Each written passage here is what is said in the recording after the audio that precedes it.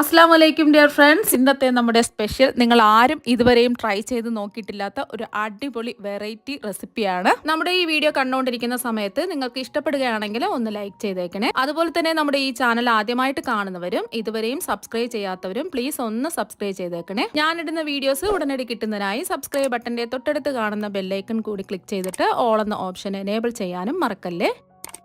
ഇതിനായിട്ട് ഞാനിവിടെ 1.5 kilo chicken നല്ലതുപോലെ കഴുകി വൃത്തിയാക്കിയതായി എടുത്തിട്ടുണ്ട്.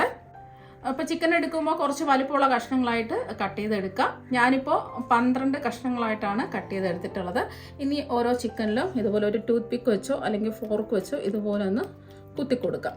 ഈ മസാലയൊക്കെ ഇതിൻ്റെ ഉള്ളിൽ ഇറങ്ങി കിട്ടുന്നതിന് വേണ്ടിയിട്ടാണ്. ഇതുപോലെ തന്നെ ബാക്കി എല്ലാത്തിലും ഇതുപോലെ ഒരു ടൂത്ത് പിക്ക് വെച്ച് ഒന്ന് കുത്തി കൊടുക്കാം.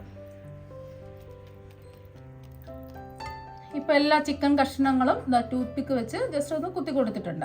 എന്നിട്ട് ഇത് ഏത് പാത്രത്തിലാണോ നമ്മൾ തയ്യാറാക്കാൻ പോകുന്നത് അതിലേക്ക് ഒന്ന് നിരത്തി വെച്ച് കൊടുത്തിട്ടുണ്ട്. ഇനി ഇതിലേക്ക് 1 ടേബിൾ സ്പൂൺ ഇഞ്ചി വെളുത്തുള്ളി പേസ്റ്റ് ഇട്ട് കൊടുക്കാം. അപ്പം ഇഞ്ചി ചതച്ചതാണ് നിങ്ങൾ എടുക്കുന്നതെങ്കിൽ ഒരു 2 ഇഞ്ച് വലുപ്പത്തിലുള്ള ഇഞ്ചിയും ഒരു 6 അല്ലി വെളുത്തുള്ളിയും ഇട്ട് ഒന്ന് ചതച്ച് പേസ്റ്റ് രൂപത്തിലാക്കി ഇതിലേക്ക് ഇട്ട് കൊടുക്കാം. ഇനി 2 ടീസ്പൂൺ കാശ്മീരി മുളക് പൊടി ഇട്ട് കൊടുക്കാം.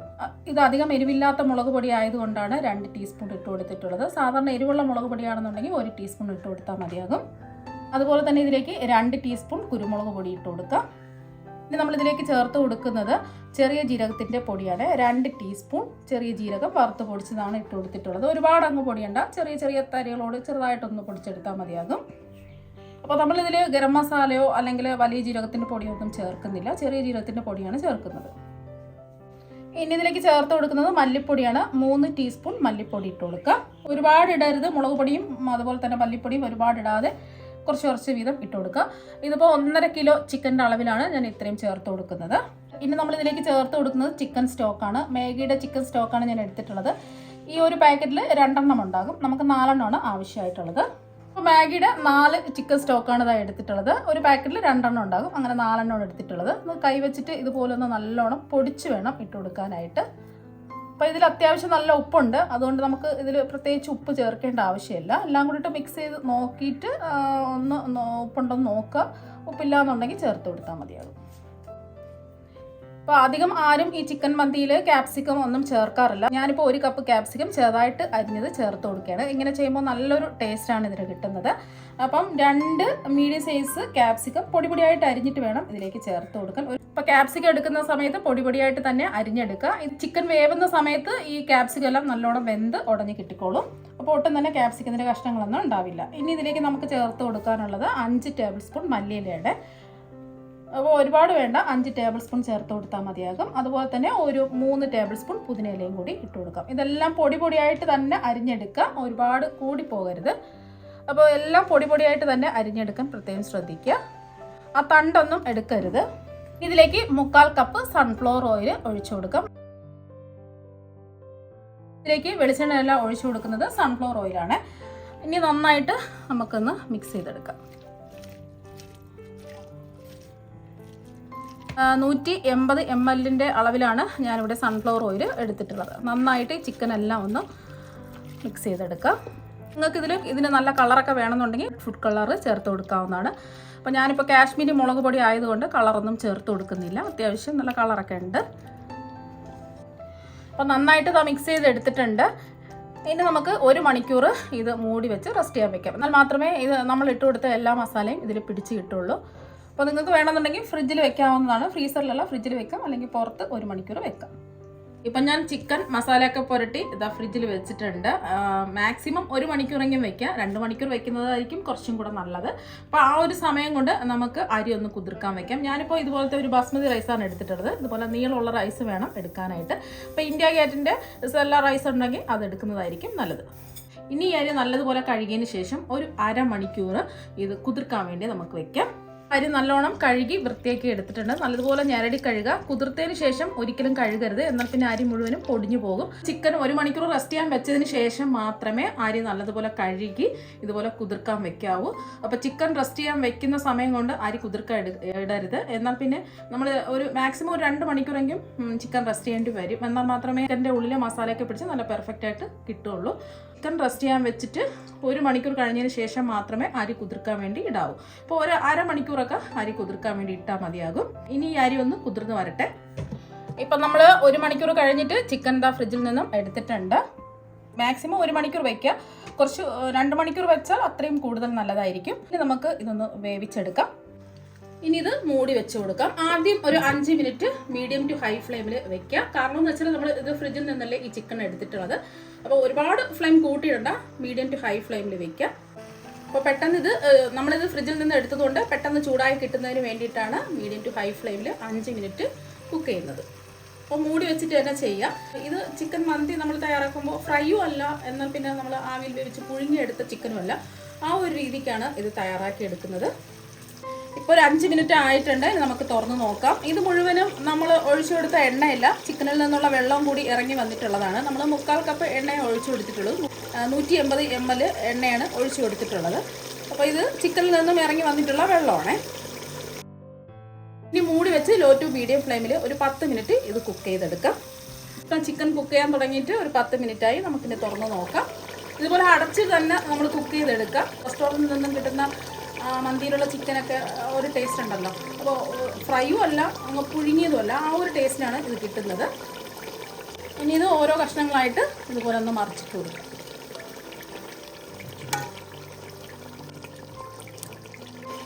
ഇപ്പോൾ അത് തിരിച്ചിട്ട് കൊടുത്തിട്ടുണ്ട്. ഇങ്ങനെ തിരിച്ചും മറിച്ചും ഇടയ്ക്കിടയ്ക്ക് ഒന്ന് ഇട്ട് കൊടുക്കാം. അപ്പോൾ ഇനി ഇതിലേക്ക് 1 ടീസ്പൂൺ മുഴുവൻ കുരുമുളകും കൂടി ഇട്ട് കൊടുക്കാം.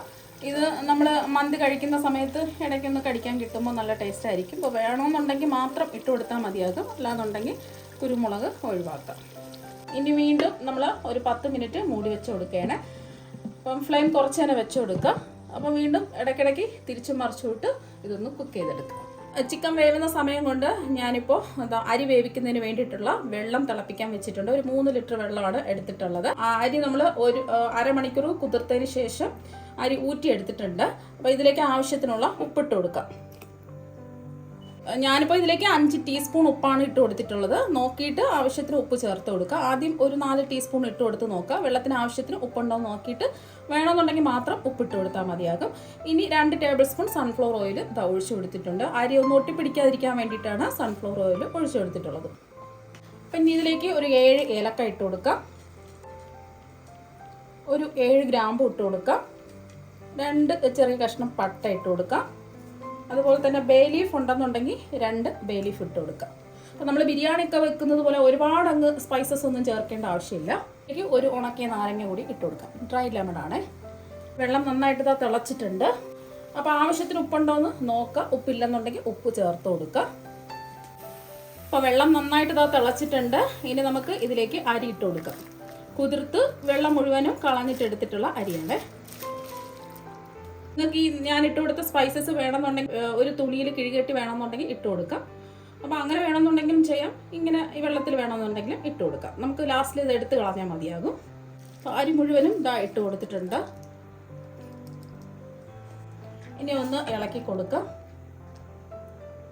അപ്പോൾ ഒരുപാട് വെന്ത് പോകരുത്. നമ്മൾ കുതിർത്തെടുത്ത അരി ആയതുകൊണ്ട് പെട്ടെന്ന് തന്നെ ഇത് വെന്ത് കിട്ടും. 85% വെന്ത് കിട്ടിയാൽ മതിയാകും. അപ്പോൾ അരി 85% വെന്തിട്ടുണ്ട്. നമുക്ക് പിടിച്ച് നോക്കുമ്പോൾ അറിയാൻ പറ്റും.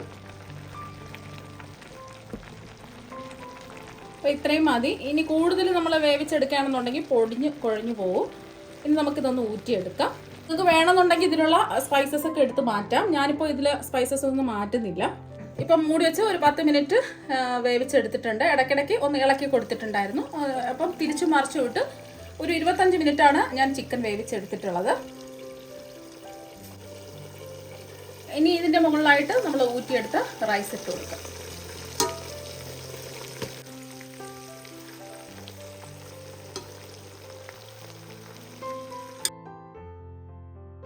അപ്പോൾ ഫുള്ളും ഇതുപോലെ തന്നെ നമുക്ക് അങ്ങ് ഇട്ട് കൊടുക്കാം. ഇനി ഇത് ദം ചെയ്യുന്നതിന് വേണ്ടിയിട്ട് ഇരുമ്പിൻ്റെ ഒരു തവ ചൂടാക്കാൻ വെച്ചിട്ടുണ്ട്. ഇപ്പം ഇതിൻ്റെ മുകളിലായിട്ട് ഈ പാത്രം വെച്ച് കൊടുത്തിട്ടുണ്ട്. ഇനി ഇതിലേക്ക് ഒരു കളർ കിട്ടുന്നതിന് വേണ്ടിയിട്ട് പിന്നെ ഞാൻ ഒരു 1/4 ടീസ്പൂൺ മഞ്ഞൾപ്പൊടി കുറച്ച് വെള്ളത്തിലൊന്ന് കലക്കി എടുത്തിട്ടുണ്ട്. ഇതിൻ്റെ മുകളിലായിട്ട് കുറച്ച് ഇങ്ങനെ ഒന്ന് ഒഴിച്ചു കൊടുക്കാം.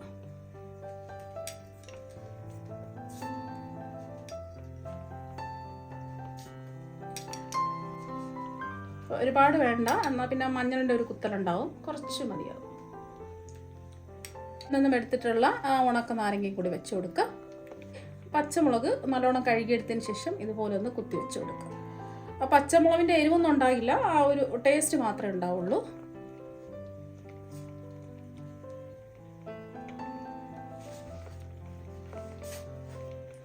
ഇനി ഇതുപോലത്തെ ഒരു പാത്രം വയ്ക്കുക. നമ്മളിതൊന്ന് പുകച്ചിട്ടല്ലേ എടുക്കുമ്പോൾ നമുക്ക് യഥാർത്ഥ മന്തി നമുക്ക് കിട്ടുള്ളൂ. അതിന് വേണ്ടിയിട്ട് ഒന്ന് പുകയ്ക്കുന്നതിന് വേണ്ടിയിട്ട് ഞാനിപ്പോൾ ഒരു പാത്രം വെച്ച് കൊടുത്തിട്ടുണ്ട്. അപ്പോൾ ചെറിയൊരു ബൗൾ വെച്ച് കൊടുത്തിട്ടുണ്ട്. ഇതിൻ്റെ ഉള്ളിലേക്ക് ചാർക്കോൾ വെച്ച് കൊടുക്കാം. കരിക്കട്ടയാണ്, നല്ലതുപോലെ ചൂടാക്കിയിട്ട് വെച്ച് കൊടുക്കുക. ഇനി ഇതിൻ്റെ മുകളിലായിട്ട് കുറച്ച് എണ്ണ ഒഴിച്ചു കൊടുക്കാം, നല്ലോണം പുകഞ്ഞ് കിട്ടുന്നതിന് വേണ്ടിയിട്ടാണ്.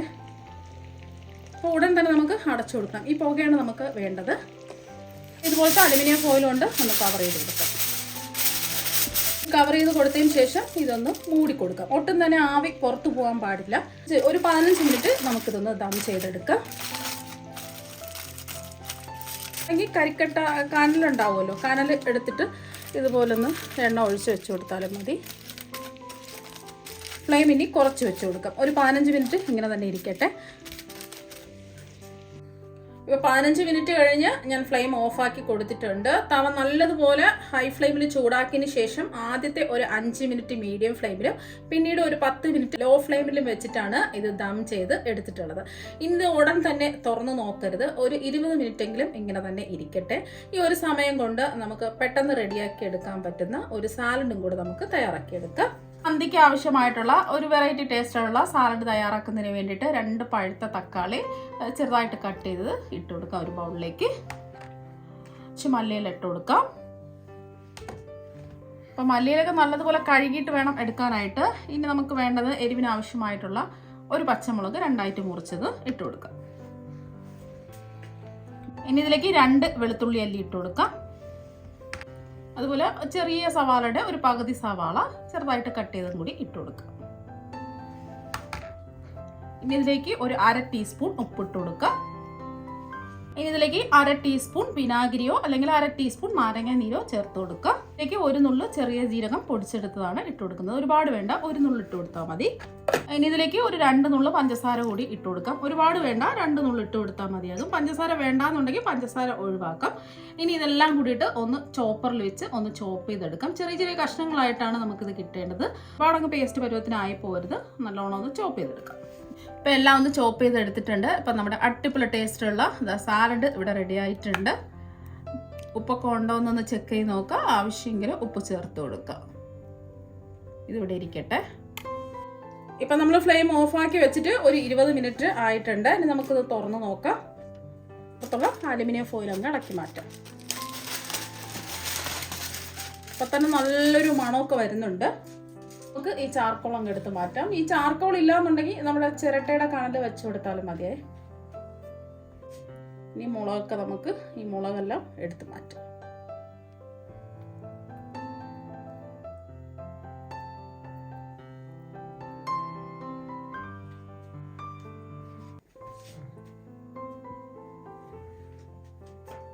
അതുപോലെ തന്നെ ഈ നാരങ്ങ എല്ലാം എടുത്ത് മാറ്റിയിട്ടുണ്ട്.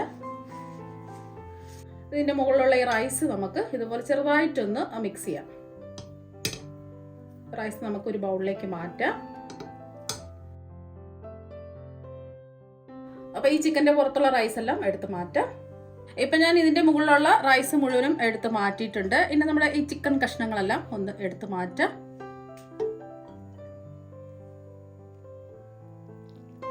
എല്ലാ ചിക്കൻ കഷ്ണങ്ങളും ഇതുപോലെ എടുത്ത് മാറ്റാം. നല്ല ജ്യൂസി ആയിട്ടാണ് ഇരിക്കുന്നത്. അപ്പോൾ ഇതിലുള്ള ചിക്കൻ കഷ്ണങ്ങൾ മുഴുവനും എടുത്ത് മാറ്റിയിട്ടുണ്ട്. ബാക്കി വന്ന ആ മസാല ചോറിലേക്ക് നമ്മൾ എടുത്ത് മാറ്റി വെച്ച റൈസും കൂടി ഇട്ട് കൊടുക്കാം.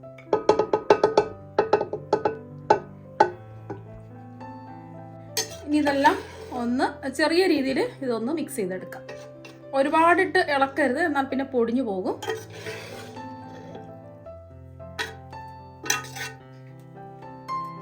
ഇപ്പം അതൊന്ന് മിക്സ് ചെയ്ത് എടുത്തിട്ടുണ്ട്. ഒരു പാത്രത്തിലേക്ക് സെർവ് ചെയ്യാം.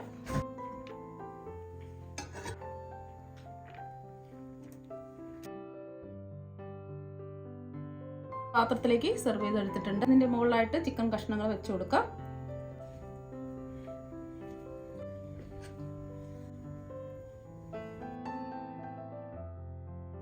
അപ്പോൾ വളരെ പെട്ടെന്ന് റെഡിയാക്കി എടുക്കാൻ പറ്റുന്ന അടിപൊളി ടേസ്റ്റ് ചിക്കൻ മന്തി ഇതാ ഇവിടെ റെഡി ആയിട്ടുണ്ട്. അപ്പോൾ നിങ്ങളെല്ലാവരും ഇതുപോലെ ഒരു പ്രാവശ്യം ഒന്ന് ട്രൈ ചെയ്ത് നോക്കുക. നല്ല ജ്യൂസി ആയിട്ടാണ് നമ്മൾ തയ്യാറാക്കിയ ചിക്കനൊക്കെ ഇരിക്കുന്നത്. അതിൻ്റെ കൂടെ നമുക്ക് കഴിക്കാൻ പറ്റിയ ഒരു സാലഡും ഞാൻ കാണിച്ചിട്ടുണ്ട്. അപ്പോൾ രണ്ടും അടിപൊളി കോമ്പിനേഷനാണ്. ഇപ്പോൾ കണ്ടില്ലേ, ചിക്കനൊക്കെ നല്ല ജ്യൂസി ആയിട്ട് ഇതായിരിപ്പുണ്ട്. നല്ല അടിപൊളി ടേസ്റ്റാണ് കഴിക്കാൻ വേണ്ടിയിട്ട്. അപ്പോൾ നിങ്ങൾ എന്തായാലും ഇതുപോലെ ഒരു പ്രാവശ്യം ഒന്ന് ട്രൈ ചെയ്ത് നോക്കുക. തീർച്ചയായും നിങ്ങൾക്ക് എല്ലാവർക്കും ഒരുപാട് ഇഷ്ടമാകും. അപ്പോൾ നമുക്ക് മറ്റൊരു വെറൈറ്റി വീഡിയോ ആയിട്ട് വീണ്ടും കാണാം. താങ്ക്